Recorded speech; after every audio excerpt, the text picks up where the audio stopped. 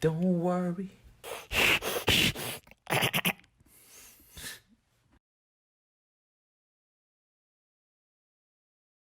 Yo, what's up everybody? It's David and welcome back to my channel. Before I begin, I would like to thank every single one of my 42 viewers for watching my videos. It truly means a lot to me.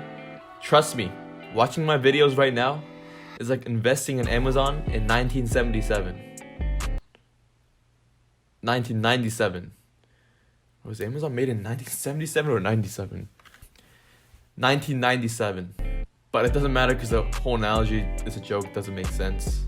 I'm not gonna Anyways, thank you for watching my videos. Hopefully soon I'll start posting content that you guys actually want to watch, you guys actually enjoy watching, instead of posting this boring nerdy stuff. But we do have to finish the 2-part series that we started last week. So this week I'm gonna show you guys how to 3D print the phone display design that we created last week. So without further ado, let's get it.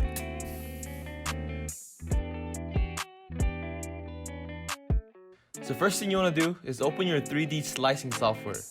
There's a lot of softwares out there, but I like to use Ultimaker Cura because it is really easy to use and also it's free.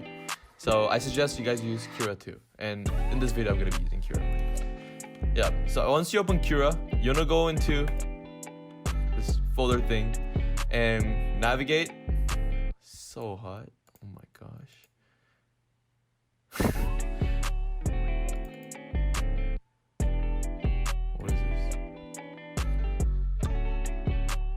You can do that?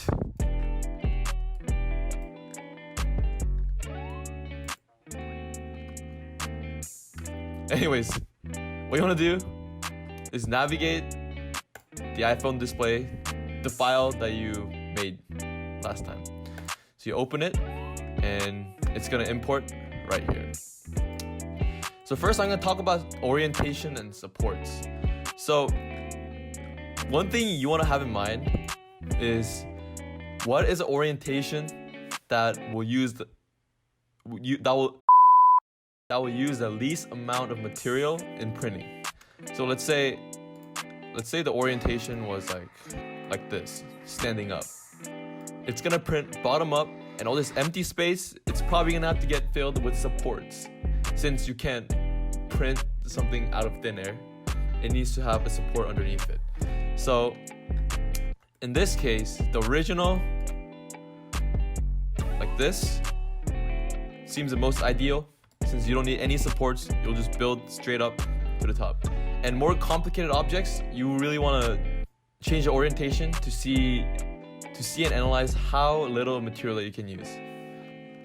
For this, I'm going to lay it down on the side. So kind of talking about the settings here, I suggest you use standard quality. Don't change anything and keep everything mostly the same. But for infill density, I have it at 5% right now. So infill density means how much percent of the object you're gonna fill. So if you have 100%, you would fill the entire thing. If you have 5%, you would fill like 5% of the thing. And this is really important because you can drastically change the time of your prints. So if you have 100%, you can slice it. It takes 9 hours and 5 minutes. And if you go to preview, you can see that it fills the entire thing. If you do it 5%, however, it's 4 hours and 40 minutes. That is 5 hours of difference. And you can see there's 5% of infill.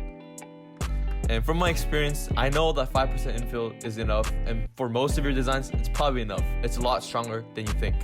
So I suggest you to keep it low to minimize the material used and the time it takes to print stuff.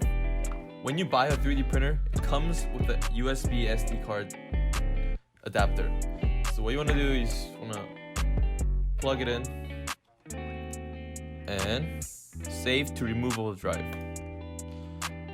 And if you see here, CE3 iPhone display, this is a name you're going to see when you slide your SD card into your 3D printer, so make sure to remember that. And now you're ready to 3D print your design.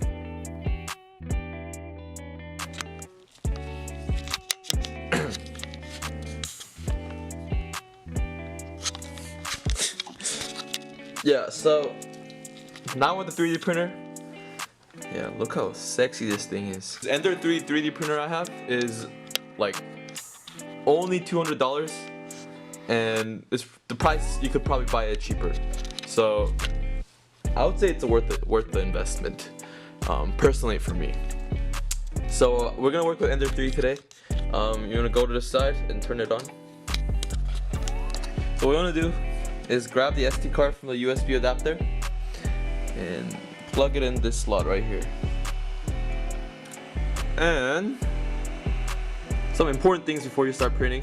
So you want to make sure you're using the right TF card. Select print from TF and iPhone display right here. So you usually just press this for the printer to start working, but there's some things we gotta do first. There's this thing called bed leveling, and I suggest if you want a more in-depth guide, you go watch some other video, but today I'll show you guys quickly how to do it. Bed leveling is important because if this printer bed is not level, the filament is not gonna stick to the bed, or it's gonna be too close and it's gonna like mess up the entire print. So you gotta make sure you do this right. So the first step is to go to prepare and press auto home.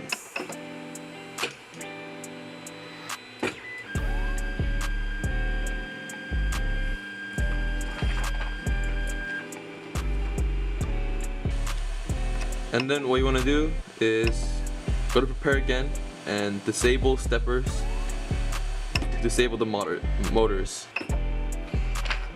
So now that you have disabled the steppers, you can move the bed and move this freely with your hands. So to level your bed, what you want to do first is get a piece of paper. And you want to put the piece of paper and slide it between the nozzle and the bed. And ideally you should feel a small bit of traction. That's what you want to reach. But right now I can move it too freely, which means the nozzle is too far away from the bed. So I'm gonna use a knob at the bottom to move the bed up until I feel a small traction. And once you feel that traction, you can do it for all other four corners. Yep, seems good. And now I'm done with bed leveling. So to start printing, what I usually do is go to prepare, move axis, and move Z to about 60. The reason I do this is because before the printer is able to print, you have to heat the nozzle, and if the nozzle is heated to like 200 degrees, material starts coming out, and I don't want it to build on the bed, so I want some space for the material to kind of seep out before I start printing. So yeah, now the bed is level, the axis is up, and now you can start printing. So what you want to do is go to print from TF in the info screen and click on CE3 iPhone display and press, and then now you wait for the bed to heat up.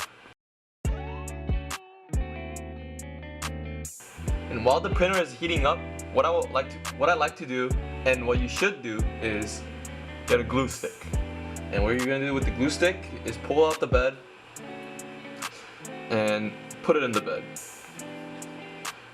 So what this does is it's gonna allow the material to stick on the bed better.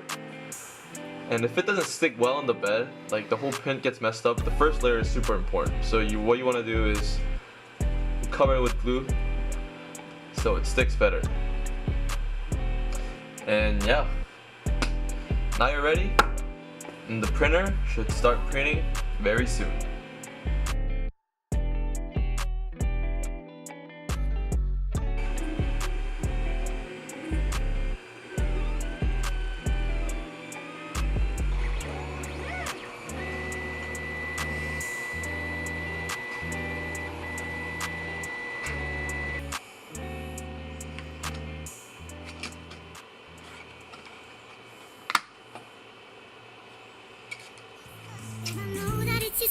You gotta lead up, get down to the heart of it. No, it's my heart, your shit out of your love. Don't make me tell you again. Love, love, love. Hey. Love, love, love, love. I feel love. Love, love, love. Beautiful. Yeah.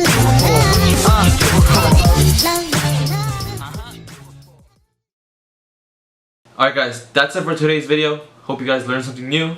I don't know what I'll post next week, but yeah, I'll post something.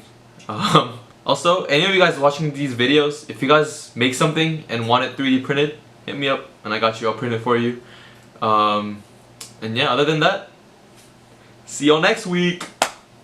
Peace.